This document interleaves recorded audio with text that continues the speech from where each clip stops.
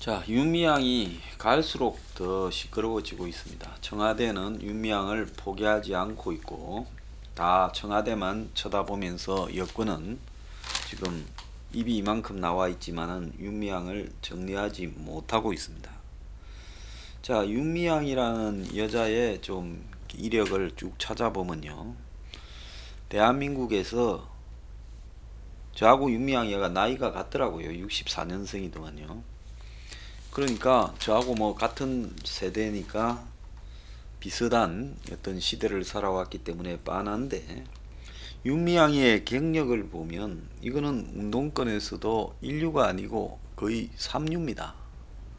근데 삼류를 했던 운동권의 인사도 이런 식으로 지금 대단하게 시간이 축적되면서 그야말로 돈과 이 권력과 또 명분 등을 축적해 갈 수 있구나 하는 것이 지금 오늘날 한국 사회의 운동권 대다수가, 좀 모자라는 사람 아니고 또 운동권에서 이 자신의 양심을 따라 충실해 보려고 이런저런 고민과 회의에 빠진 사람이 아닌 그냥 운동권의 대세에 약삭 빠르게 올라타서 쭉 오기만 하면, 사실 운동권의 삼류에 해당되는 윤미향도 이렇게 대단한 이 축제와 그리고 출세와 명분을 세울 수 있었다는 걸 보여주는 거죠. 자, 윤미향이는 경남 남해에서 태어나서 살다가 고등학교 때 아마 집이 수원으로 이사를 온 것 같고, 자, 그래서 고등학교를 어디 나왔는가는 잘 안 나옵니다. 그런데 한신대학교, 요즘 저 한신대학이 아니고 경기도 오산에 있던 한신대학교 이렇게 나온 것 같아요. 그래서 이제 거기 나와가지고 종로 오가권이라고 부르는, 종로 오가에 가면 기독교 단체들이 많이 모여 있지요. 거기에 이제 간사를 한 겁니다. 그러니까 한국 기독교 장로회 간사, 여신도회 전국연합회 간사. 그러니까 이 윤미향이가 91년, 그러니까 한 27, 8 대학 졸업하고 이제 처음으로 뛰어드는 게 종로 오가에 있는 한국신학대학을 나왔으니까 한신대가 놓은 사람이 이제 갈 수 있는 그런 어떤 부분에 가서 간사를 했다라고 봐야 됩니다. 그래서 그런 걸 간사를 하다가 정신대 대책협의회가 생겼을 때 거기에 이제 간사로 들어갔다가 이제 거기에서 한 5, 6년 하니까 정신대 대책협의회 사무국장이 되었다가 또 여성재단이 만들어졌을 때 사무처장을 하다가, 그러면서 이제 정신대 문제 대책협의회가 본격적으로 이제 활동을 할 때 사무총장이 되었다가, 그리고 정대협의 상임 대표가 되었다가 정의기억연대 여기도 이제 이사장이 되었다가 이제 이런 코스를 밟아 왔습니다. 그러니까 신학대학을 나와서 제대로 운동을 했던 것 같지도 않고 종로 오가권에 있는 기독교 모임에 그냥 간사로 있었던 거죠. 자, 그래서 이런 식으로 하다가 살아오다가 이제 정신대라는 부분을 90년대 초반에 이제 알게 되면서 그때부터 윤미향은 이 한기를 봐서 출세와 돈과 명분을 얻었던 겁니다. 자, 윤미향이 이번에 그 등록을, 국회의원 등록을 할 때 보면 재산이 8억 3,590만 6천 원이고, 그리고 이제 전쟁과 여성인권 박물관 관장, 일본군 성노예 문제 해결을 위한 정의기억연대 이사장 등을 지낸 걸로 지금 나오고 있습니다. 그리고 주소지는 마포 연남로 9길이라고, 수원에 있는 자기 집을 놔놓고 이 마포에 있는 연남동에 있는 쉼터에다가 해놨고요. 학력은 윤미향이가 아마 차후에 이하여대 사회복지대학원 사회복지학 석사를 했던 것 같아요. 그걸 갖다가 이렇게 달고 있습니다. 자, 윤미향의 이제 이 살아온 과정을 보면 운동권에서 화려하게 스포트라이트를 받거나 잘 나가는 부분도 아니었고, 아마 첫 스타트부터도 운동권에서 제대로 된 이 스타트도 아니었어요.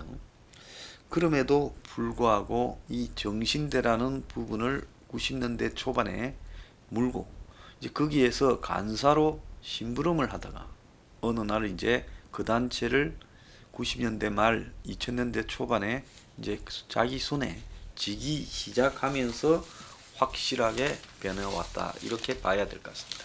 자, 정신대 문제를 한국에서 가장 먼저 이렇게 다루었던 김문숙 부산 정대협 회장이라는 분이 계세요.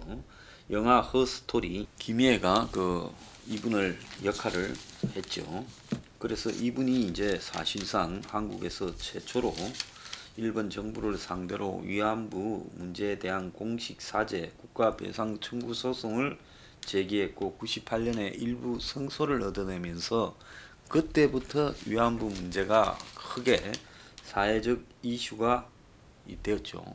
후에 일본 정부가 항소해서 결국 패소했지만은 그런 투쟁 과정이 이제 전설로 남아 있는 사람입니다.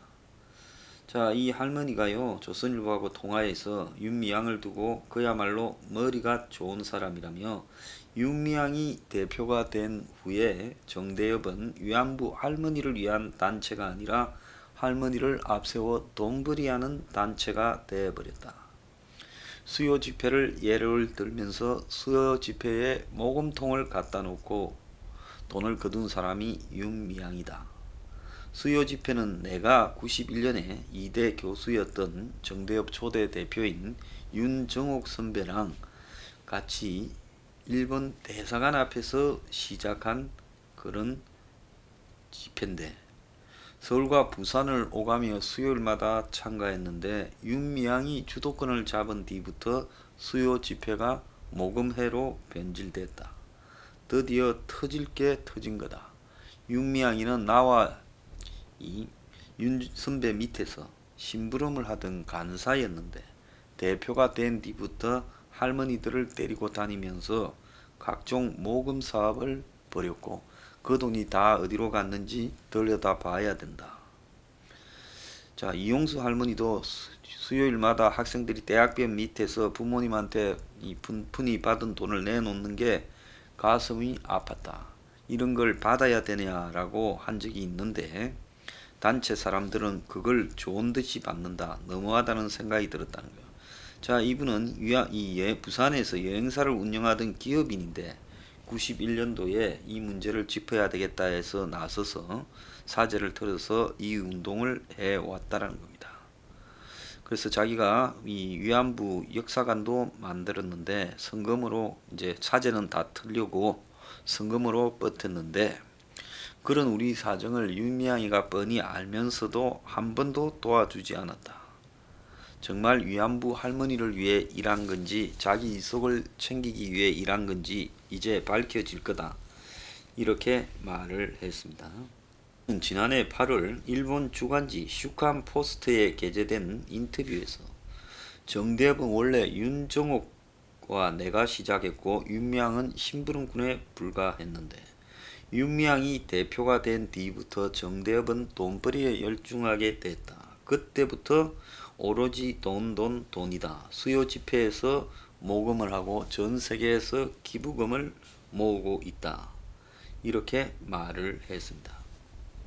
자, 그런 걸 보기 힘들어서 윤미향이와 인연을 끊어버렸다, 이렇게 말을 했는데 위안부 할머니를 앞세워서 시위를 하는 정대협의 방식의 문제를 제기를 했습니다. 김문숙 부산 정대협 회장은요, 위안부 할머니들도 마치 나는 영웅이라는 식으로 행동하고 있다. 이분은 피해자로서의 입장이야지 영웅이다라고 그렇게 할 부분은 아니다. 옷을 잘 차려입고 카메라 앞에서 퍼포먼스를 한다.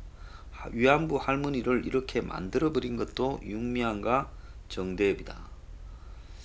자, 그래서 참 옳은 말씀을 하고 계신다고 보고 있습니다. 아프리카 우간다에 센터를 짓지도 않는데 정의연이 100곳에서 후원을 받아서 아프리카의 그 센터 관련되는 그 아프리카의 김복동 센터를 만든다 이랬는데 아마 아프리카 쪽에서는 그런 부분들에 대해서는 뜻이 좀 그렇게 달랐는 모양이에요.